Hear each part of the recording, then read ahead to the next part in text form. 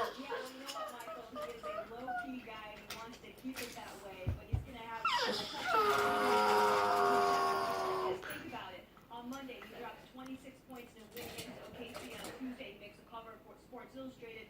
On Wednesday, he has a